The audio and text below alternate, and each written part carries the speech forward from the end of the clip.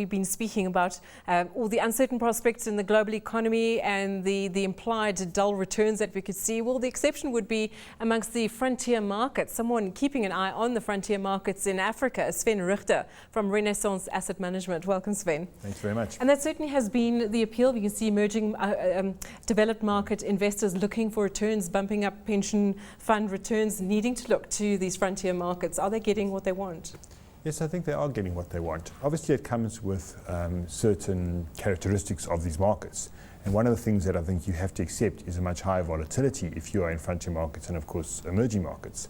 But I don't think that people in developed markets with the pension funds can afford to avoid these markets, because while you might have volatility, as long as you look in this for a slightly longer period of time, you are going to have better performance. And obviously, you need to make up for people's pensions. Just to have a look at it now, though, Sven, we were chatting on the phone earlier. You told me about some of the performance of African indexes, equity indexes. Just run us through the performance of the index in your portfolio for the last year. It's been quite stunning this last year. And I think what's quite interesting about it is that it has come without any significant expansion in the PEs. So it's really been driven by earnings growth. You know, these companies have been able to get themselves sorted out. We've seen high GDP growth, and you've seen very, very high earnings growth. So the indexes themselves have gone up about 50% or so. It's difficult to completely replicate that in the fund because, for instance, there's one Nigerian no liquidity at all brewery that went up 200%. You know, and that pushes up the index. But as an investor, you can't really get into it. But you know, in our one fund, we got 30% for the year, and the other fund's about 38% for the year. So, I mean, we're very comfortable with those figures because we believe those are real returns for our investors. And that's sorry, Erica, that's in US dollars. That's in US dollars. That is in US dollars. So hard currency. Yeah. Look, I'm not expecting this exactly the same this year. You know, we can't. You can never sort of put in 30% a year after year after year. But I do think that we should be able to make in the high teens going forward this year. You referred now to the illiquidity issue. Some stocks are tightly held, and we know this is the issue about investing in African equity markets. What are some of the other difficulties, the lesser known difficulties that you might have as a fund manager getting hold of the stock?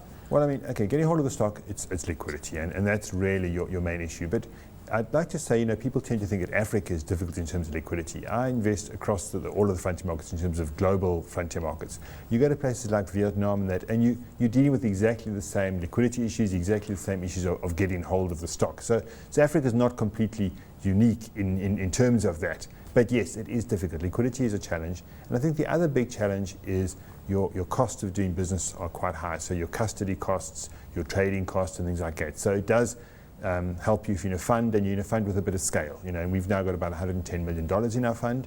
We are going to have to, though, at about 150 to 200 cap it to new investors because of liquidity. You just cannot run huge amounts of money in sub-Saharan Africa at this point in time and still provide a good return for your investors. And that's been sorry, I've interrupted you, so do you remember that point? But has there, over the last 5 years, have you seen visible improvement in liquidity, in costs of trading? Well, the funny thing with liquidity, it went up for 2007, okay, but there was a bit of a hothouse and a bubble effect in liquidity, and part of it was driven in places like Nigeria, where you had huge expansion in the banking market, where they just lent to people to buy stocks, and it became a bit of a sort of the bank would lend to someone to buy a share, okay. They take the share in as security. They say, well, that's a fantastic share security we have. In fact, the security's gone up, we can lend them a bit more. And if they actually buy shares in our bank and we lend to them, then we know exactly what the security is. And this is just wonderful, okay. And obviously it's not just wonderful, and the whole thing fell apart and there was lots of tears, etc. And the banks had to be rescued with an asset management company coming in to take the bad debts off them, etc. But it was in 2007. We're now 2013. We've moved a long way ahead of that. So the liquidity spiked in 2007. Then it dropped down to sort of terrible levels, and it has been slowly increasing. But I would not want to say it's good at this point in time. It's acceptable. You can manage sort of a fund of $150 to $200 million. Beyond that, in sub-Saharan equity markets, you need to start be careful. Otherwise, you lose a lot of liquidity in your fund. Just on that point, Sven, you're an institutional client. You obviously use the services of multiple brokers, I imagine, yes, through the continent. Does it require a special skill to get hold of stock? Or Yes, do you only sort of trade what comes onto the screen or what comes onto the bid and offer? It requires a bit more than just sort of trading on the screen. You need to be in contact with your brokers, you need to talk to them, you need to see what's around.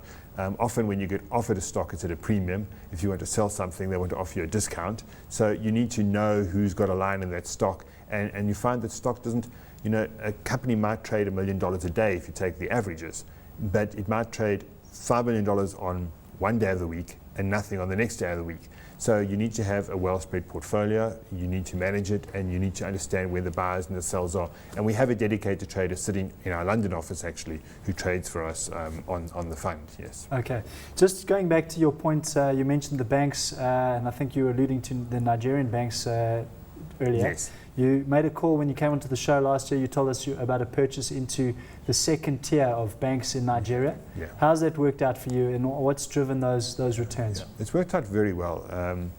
The decision to go into it was we still believe that the first tier banks in Nigeria will long term be the winners. They have the scale, they have the size. So for us, we kept very much to the first tier banks. But as other investors started to come on board, these first tier banks had moved up in price, and they were still cheap.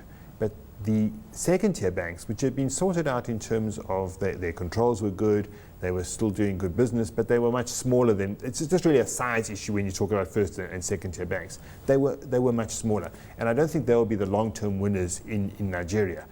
But they were trading at probably a quarter of the price of these big banks, and the gap was just too large. So we put about 4 or 5% of our fund in there. And some of those banks in the last month have gone up by 50%. But I'm always nervous when something goes up 50% in 1 month. Okay, I prefer a much more steadily increase as such.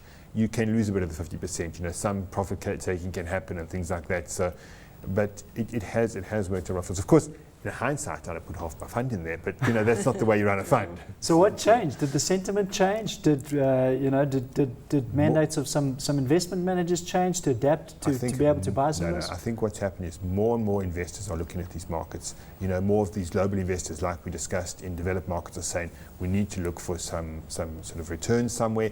We know what emerging markets did over 20 years. We know frontier markets are the next emerging markets. We need to have something there, and they've started to buy. And then, of course, the first names have gone up in price, so then people start saying, well, what's next to go up? And they move into some of these second-tier banks and sort of smaller companies and local companies in many ways, because the first companies that went up were your Unilevers, your Nestle's, your companies owned, but were controlled by Heineken, Diageo, and companies like that. So, people who didn't know these markets said, well, I need to buy something, I have to buy something, I need exposure to the market, let me buy something where I recognize a name, And now they're starting to look a bit deeper, and they're saying, well, let's look at the Dangote companies, let's look at the local companies and see what the excitement is there.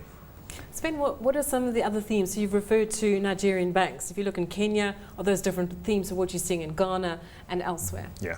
Well, the two biggest markets are Nigeria and Kenya. The rest, liquidity falls off quite substantially. In Kenya, I would say that we're also looking at the banks. The banks are also very important for us. We're still looking at the telecommunications companies as well there. And then we're looking at sort of a spread of other companies. And some of them, recently, we've started to take some stock in some of the hotel companies, okay. The hotel companies are actually facing a bit of a tough time this year, okay. But, what's nice for us is we can see through that. The reason why they're facing a tough time, there's an upcoming election in Kenya. Now people are a little bit nervous about it. All indications that we've seen is it's going to be smoothly, but of course there's always a little bit of uncertainty about it. So tourism bookings have come off a bit. The banks don't quite have as many rooms full as the hotel companies don't have quite as many rooms that banks don't have rooms. So there's a little bit of earnings pressure on these hotel companies. So you've seen the share price come down a bit, but you can buy the assets for a little bit cheaper. So for us, it's time to start buying now and start getting ready for when the sentiment turns in terms of these companies. Sven, if I've heard it once, I've heard it a million times. The emerging market consumer, it's the biggest trend in emerging market investing at the moment. How do we get exposure to the African consumer besides some of the banks that you've mentioned? Yeah. And how patient do you have to be? Yes. Well, I mean, you can go directly into companies like, let's go to Nigeria again, something like Dangote Sugar. You can go to something like Zambeef in Zambia, even though a lot of the listing is now moved to London, but it's a Zambian company. And then you can look around through other markets, like for instance on the stock exchange. You can target companies like Tiger Brands, and Nampak's got expansion in terms of that. AVI is also getting some business from Africa. So those companies now, obviously, you must be aware that a lot of the business still comes from South Africa, and at the moment South Africa is a little bit slow in some of that business. It won't be forever, but at the moment it is. Well, maybe they're getting their boost from Africa. But we do also look for companies like that to put into our portfolios where a significant portion, usually above 35% of their earnings or their revenue is coming from sub-Saharan Africa, and we take some exposure that way as well.